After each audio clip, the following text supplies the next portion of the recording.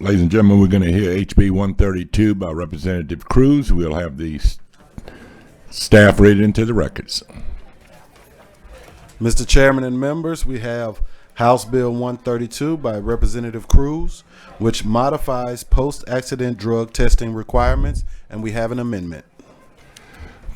Okay, for the purpose of discussion, I'll offer the amendment. Would you read it? Mr. Chairman and members, we have Amendment 1330 on page 2, line 9. After unconsciousness, delete extreme physical pain and insert a period of protracted unconsciousness. Okay, for the purpose of discussion, I'll offer the amendment. Are there any objections to adopting the amendment? Seeing no objections, the amendment is adopted. Representative Cruz on your bill. Mr. Chairman, members of the committee, I appreciate your time. I hope that this is briefer than your last one. This comes out of a egregious accident that happened in November 2017, and currently the law states that there'll be a chemical testing done when there's a fatality at the scene. In this particular circumstance, which Ms. Grantham's going to detail, a child died 1 week later. So there was not a fatality on the scene. It was later. The law is intended to prevent and get some justice for these types of accidents. So I'm going to let her tell a little bit about what happened so you can understand the reason behind this bill. Yes, ma'am. Good morning. Thank you, Mr. Chairman and committee members. My name is Morgan Grantham. On November 17th, 2017, my family and I went to church. We ate donuts and we played together. It was all perfectly normal. My daughter Katie and I wrapped a birthday present for one of her friends after lunch, and we left for a birthday party. We did the same thing almost every weekend prior to November 17th. I don't remember what my daughter and I talked about while we rode in the car. We weren't in there very long. About a mile from our home, around 1:45 in the afternoon, a man driving an oil-filled truck ran a red light and T-boned us going 58 miles an hour. We never stood a chance. I was almost through the intersection. I remember everything. The hardest piece to relive is trying to scream her name. In my mind, I was screaming, but my body wouldn't work, and I never heard her voice again. We live in a small community. Someone called my husband Kirk, and he rushed to the scene with our baby boy and handed him off to bystanders so that he could go with Katie in her ambulance. Within hours, she was in and out of brain surgery and in the PICU with a port in her skull to relieve the pressure and a ventilator breathing for her. But that wasn't enough to drug test the driver at the scene. She had a traumatic brain injury and internal decapitation, but that wasn't enough either. Hours earlier, she had met Santa for the last time. A few hours earlier, she was perfect. The pictures you see in your handout are of Katie Grantham, 1 day apart. 1 day. Her grave marker says that she lived from April 12, 2013 to November 26, 2017. But that's not accurate. She died on impact on November 17th. It's just that it took a week to ensure that all life-saving measures were taken, giving the doctors and surgeons the time they needed to navigate their way through her injuries, but she couldn't recover and her organs were matched for donation. November 26th is the date my husband wheeled my wheelchair to the OR so that we could be with her when she breathed her last breaths. I don't remember how long after they removed her vent that she took her last breath, but I do remember the last one just like I remember the first one. The man who hit us had a history of terrible decisions: DWI, possession of meth, and drag racing, among others. He was given a field sobriety test at the scene and passed, but meth can be subtle like that. He also quit his job at the accident scene to subvert a company drug test, as stated by his company supervisor, and this is in the police report as a witness statement. It's shown in your handout as item 1. He was given no breathalyzer or blood test. When his truck was finally searched at the tow yard, they found meth pills and alcohol, but it was too late then. The state trooper said that Katie had severe injuries as opposed to fatal, so no blood was taken from the driver who hit us. As shown in your handout is item 2. At the crash site, the EMT stated that she had an altered mental status, traumatic injury, clenched teeth, of failed intubation, was unresponsive,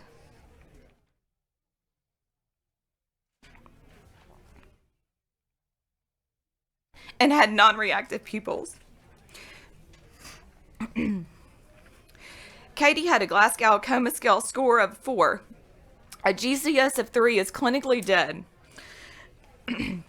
but she had a 4. But these symptoms are not enough to satisfy 32-681. Because Katie wasn't dead yet, the state trooper was not required to draw blood, and that is never and will never be acceptable. In local interviews and media statements, our district attorney said that because the victim was still alive and wasn't deceased for several days, there was no probable cause to get a search warrant to draw blood. Katie was alive when there was an opportunity for drug testing, and state law does not require troopers to have blood drawn in those circumstances. The media statements from our DA are shown in your handout as item 4, along with references. Katie wasn't dead yet. It implies that because EMTs, doctors, and surgeons tried to save her life, the driver who hit us wasn't required to have his blood drawn. I'm going to repeat that one more time. Because we saved her life, because the EMTs saved her, he wasn't required to submit to a drug test. I don't talk about my injuries much because I survived a crash that killed my daughter. But I have lasting issues too, both physical and mental. I used a walker for weeks and a cane for months following our accident. I had a fractured pelvis, fractured vertebrae, among other issues. I did triathlons, and I may never run again. For months, I went to sleep every night expecting to die. I didn't know how it would happen. I just expected not to wake up because there couldn't be a way to survive this. But survive we have. Victims should not have to die on the scene of a car crash to mandate a drug test by the person who in fact caused the crash when the injuries are as severe as mine and Katie's. Our injuries alone, Katie's injuries, should have been enough. The driver who hit us, the one with a history of drug use, he was allowed to go home from the scene because no one was dead yet. But they were. Katie didn't stand a chance from the moment of impact. The fact that EMTs and trauma units are so well equipped they can keep us alive for minutes or hours, and doctors and surgeons days or weeks, shouldn't be some terrible consequence for trying to save our loved ones' lives. But for Katie and me, the victims, it is the reason the other driver was not drug tested. He was sentenced to 10 days in jail to be served on the weekends for running a red light. Because that's all it was ultimately, a traffic crime. The driver who slammed into us was not held accountable to his admitted impairment, as stated in item 1, because Katie wasn't dead yet, as stated in item 2, because he passed a field sobriety test. Meth is changing the culture in which we live, and it's time that our laws start to change with it too. Please support this amendment and make sure that another meth addict does not get a ride home from the scene of a catastrophic accident that he caused, while the people that he maimed are transported by ambulance. We should have gotten justice for Katie. But because of 32-681, Katie and I went to a level 1 trauma center, and the other driver went home because she wasn't dead yet. And that is not and will never be an acceptable reason not to administer a drug test. Thank you. And I might add, this mother suffered a terrible loss, and yet instead of resigning herself and just being welled up in anger, whatever, she's done something. She has consulted attorneys, judges, the community, traffic lights, timing's been changed, speed limits have been changed, all in recognition of just how severe this was. So I applaud her for just what she's done, even working through this grief. Mr. Grantham, on behalf of this committee and myself, we certainly offer our sincere condolences, and we'll certainly keep in our prayers. And I can only issue words, and I know they don't heal the pain, but I just think that we want to offer you our condolences. Thank you. We have Representative Howard. Thank you, Mr. Chairman. I do want to echo what the chairman has said, Ms. Grantham, for the great loss that you've had. And I certainly want to thank you, along with Representative Cruz, for bringing this type of legislation. It's something that's overdue, something we need. and I hope that we'll be able to get this out of here for you on behalf of Katie. Our prayers will continue to be with you. Thank you, Mr. Chairman. Representative Wright. Thank you, Mr. Chair. Sorry for your loss. Thanks for doing this. Thanks for coming and doing this. Has the state police have any response to this, Bill? They've been working with us throughout this whole thing. Right now they have a uniform crash report that they fill out every scene, and A is a fatality, and it goes A through E, and B kind of fits this, and that's part of the reason we're trying to do this definition. So if it's A or B, they would be able to go ahead and draw that blood for this test. Okay. Thank you. Mr. Chair, I'd like to move for adoption at the appropriate time. Okay, let me do a couple of things here. Representative Norton, if you just bear with me 1 second. Let me get Lieutenant Burns from Louisiana State Police to provide some information. And let me say to this, I know that there's another instrument, and Representative Cruz mentioned that the crash report is the report that that all agencies use in Louisiana is being redone at this particular time. And having worked a couple of accidents in my past career, I know just a little bit about it. The system failed. It failed you, it failed your child, and it failed Louisianans and public safety. But we're dealing with human individuals here. And I've had conversation with Representative Cruz, conversation with Louisiana State Police. And there's a thing in the law that the court has spoken on. It's called reasonable suspicion. And Lieutenant Burns, if you would just address your policy, and I understand that there are some case laws that says that you cannot draw blood arbitrarily without reasonable suspicion or with probable cause. Am I correct in that assessment? Yes, sir. Lieutenant Robert Burns with State Police. So in regards to crashes and blood draws, 32681 is the one that talks about post-accident blood draws. If a fatality occurs, that's when the blood is drawn. It does not address serious bodily injury. For us to draw blood on a serious bodily injury crash, the case law and the state law both state that there has to be the probable cause, a failed field sobriety test, something along those lines for us to move forward with a blood draw at that time. The courts have ruled that you can't use your experience based on smell of alcohol, eyes, glassy eyes, alcohol in the immediate vicinity of the individual, that you cannot use that as reasonable suspicion to draw blood? Yes, sir. You would take the totality of the circumstances all together and use that as suspicion to justify your blood draw. Yes, sir. That would be under a separate statute, which is 32661. That's when you get into impaired driving. The statute that's referenced here is 32. I believe it's 681, which is just post-accident drug testing when there's not the probable cause that's readily apparent as far as field sobriety, things of the nature that you just spoke about. And I understand one time state police had a policy that was struck down by the courts that said that if you suspected a serious injury, I know that the people are not technicians and EMTs, the police officers, that you could draw blood. Am I correct? Was there once such a policy? Yes, sir. I'm not sure. It's a long time ago. That's during my time. Right. Yes, sir. That's well before my time. But my understanding is there was a policy at one time that was struck down because the courts ruled that a police officer is not a medically trained person, and for them to say a serious injury at a particular crash justifies the blood draw with no presence of any indicators that would be impaired driving, they basically said that policy would not be able to proceed. Under this present piece of legislation, will a warrant be necessary, or you would be able to do it based on this legislation?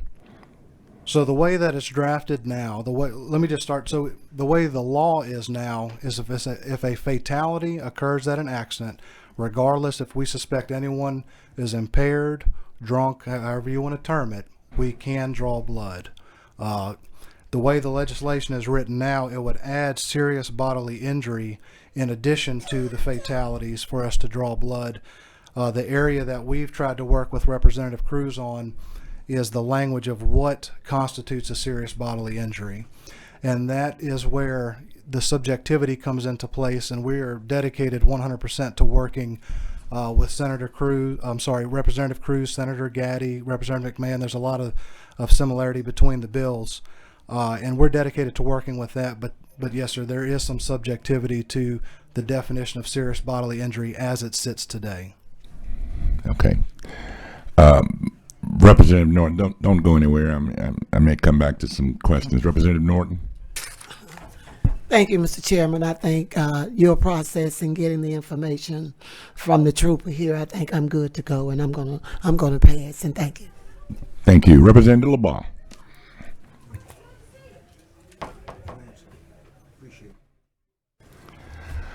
Okay, we have no more questions. Representative Cruz, you can close on your piece of legislation, on your instrument. And again, I just want to say that I believe, having worked in state police and knowing the training and level of commitment that the agency has towards public safety is 150%. But we also are bounded by laws and rules and those type of things that that require us to follow the law. And again, I could say that if those areas and meth and that type of stuff is very hard to detect. It's very hard to detect. And I just I think that the system failed us all, and we just have to make sure that we pass legislation that that can pass muster of law, and because I'm sure there are going to be some challenges somewhere along the way.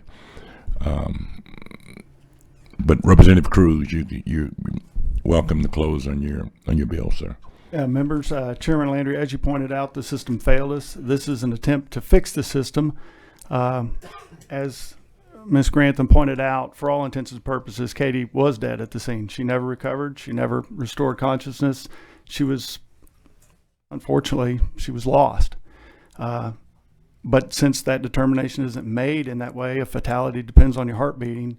She wasn't determined a fatality there. So we're just trying to expand that and get the language synergistic among all these different instruments so that the state police can rely on that and know, hey, we've got something here that can stand up in court. You referred to something called the Birchfield ruling, which talks about these things and do you have probable cause and what? And this is an attempt to address that, as we've been advised by a judge or two and some attorneys. So I think this goes a long way. And once again, I applaud Ms. Grantham for taking her grief and putting it in something that will help us all out in the future. So thank you for your time.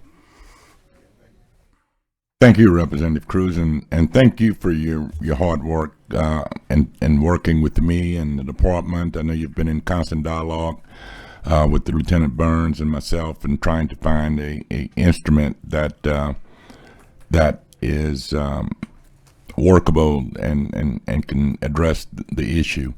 I'm sure that there's going to be some more discussions along the way, but this is a issue I think is worthy of the whole body listening to and debate.